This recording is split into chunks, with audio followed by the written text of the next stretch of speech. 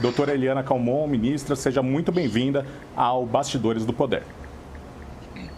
Muito boa tarde, é um prazer estar conectado com vocês, com os nossos ouvintes da Band, é uma satisfação grande.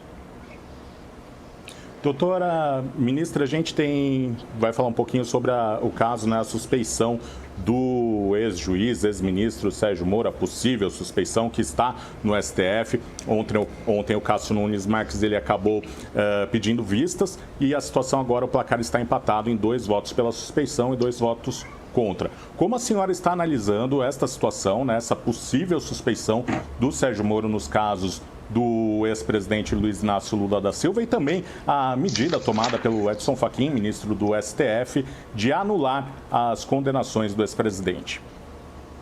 Eu estou vendo isso com muita perplexidade. Não tenho nem palavras para dizer porque as decisões tomadas pelo Supremo Tribunal Federal não são decisões jurídicas, são decisões eminentemente políticas, né? E que, inclusive, tem uma repercussão grande para o país, para a grande massa de processos que foram analisados nesse conjunto da Lava Jato, né?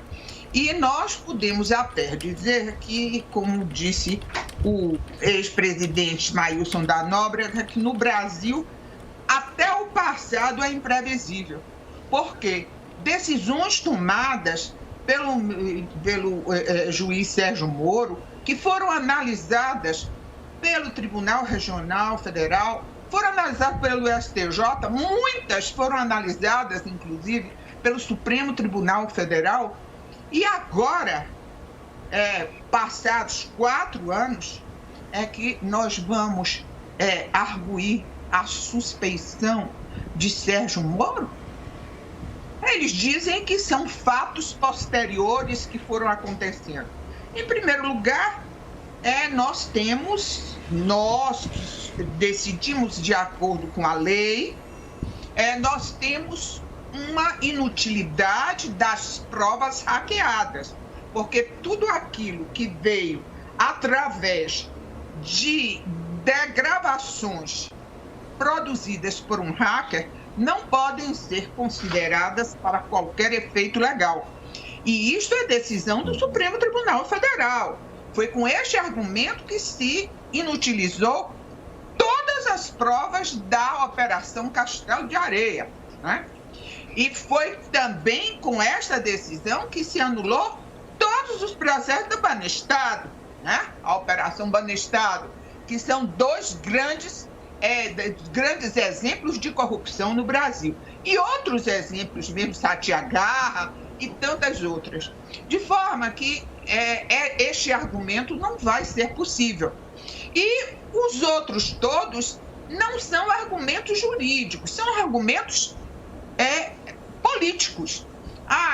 Ele é imparcial porque ele aceitou ser ministro do governo seguinte, do governo Bolsonaro. Isso é uma ilação política, né?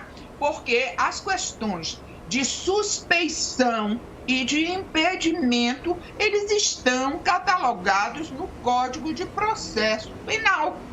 De forma que estas decisões, para mim, como observadora política, como técnica do direito, não tem qualquer sentido. Boa tarde, obrigada por ter vindo ao nosso programa. A gente tem 2 situações no Brasil. Uma é a decisão do Fachin, que considerou que a Justiça de Curitiba não poderia, né, julgar, ela estava impossibilitada de julgar por conta dessa questão de não ter competência, e por isso fala-se que ele tentou proteger a Lava Jato e tirar a suspeição sobre o Moro justamente para impedir que todos os processos fossem cancelados, e isso beneficiou o Lula. E aí nós temos ontem o Gilmar Mendes chamando a audiência e julgando a suspeição, e a impressão que se dá é que vai ser decidida pela suspeição, já que a ministra, a ministra Carmen Lúcia já deu uma possibilidade de que ela pode mudar o voto, e o Cássio também poderia seguir esse voto aí do Lewandowski e do Gilmar.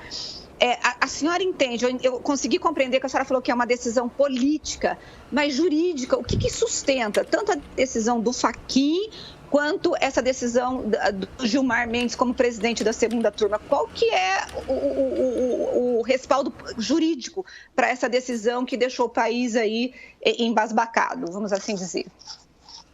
Bem, se nós formos observar que a última instância é o Supremo Tribunal Federal, nós não temos ninguém que possa dizer que não é jurídico. Só quem pode dizer que não é jurídico são os cidadãos brasileiros indignados, no grupo do qual eu me incluo, né? Então, é injurídico o que foi ontem decidido pelo Supremo Tribunal Federal, no meu entendimento. Agora vamos para a decisão do ministro Fachin.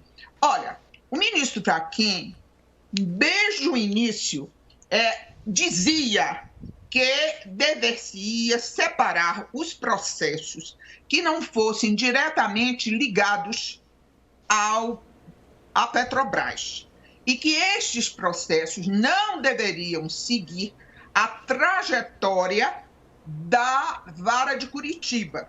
Poderia fazer composição no grande grupo de Lava Jato, mas indo para os respectivos estados. Por isso é que se tem um braço da Lava Jato no Rio, outro braço no Distrito Federal, outro em São Paulo, e assim sucessivamente, a depender do fato que estivesse sendo examinado. Na realidade, este grupo do sítio de Atibaia e do apartamento, né, do triplex, foram oriundos de quê? Remotamente, por suposição, dinheiro de propina passado para a Odebrecht em relação à Petrobras. Mas diretamente nada tinha com a Petrobras. Mas mesmo estes fatos, esses dois acontecimentos, sítio de Atibaia, os três acontecimentos, aliás, sítio de Atibaia, a aquisição do triplex e mais o Instituto Lula. Todos três que nada tem a ver diretamente com a Petrobras e que foram puxados para a 13ª Vara em Curitiba, não terminou ficando porque o próprio Supremo Tribunal Federal aceitou isso. Isso não foi arguído. Okay. Né? Isso foi visto pelo Tribunal Regional Federal da 4ª Região, pelo Superior Tribunal de Justiça, e depois de 4 anos de processo é que se chega à conclusão que há uma incompetência do foro, de forma que também, embora os argumentos sejam mais consistentes sob o ponto de vista jurídico, eu entendo que efetivamente já estava precluso essa situação.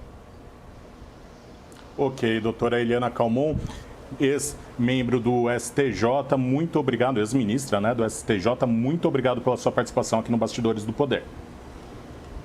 Eu que agradeço a oportunidade de falar como cidadã brasileira. Muito obrigada.